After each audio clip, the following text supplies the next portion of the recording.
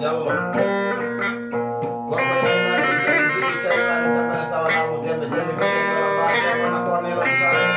tan ko adi yiɗede tan adi yiɗede tan adi hooleede hokka hoolaare waawi jogaade Diallo Hammadou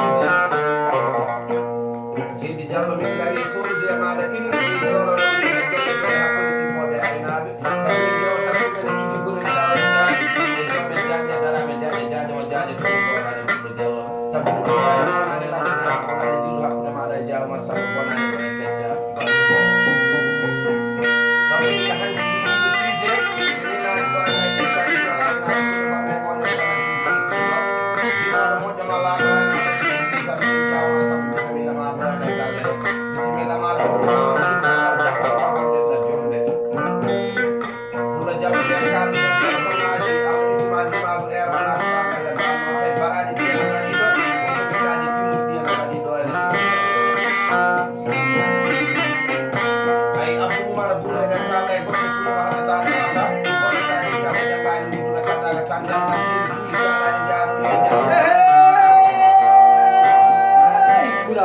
ɓerde nde suusiɗo kalterɗe ɗe joni calima yawaare Diallo heɓi sidigo wijama sama mbino bisalla maɗa e galle baba e bisimilla maɗa e tecca ade bisimilla ɓe fiɗigoɗen saɗaɗi jaaɗe e jomen jaaɗe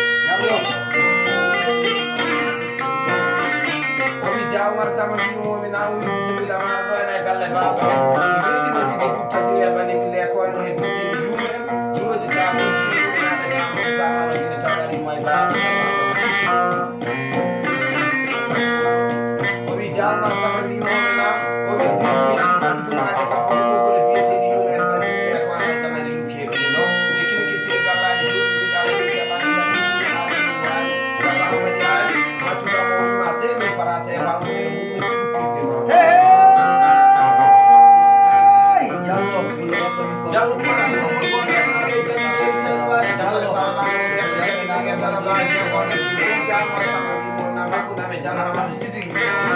kala e maɓɓe walla e jaggude goɗɗo ene hirsa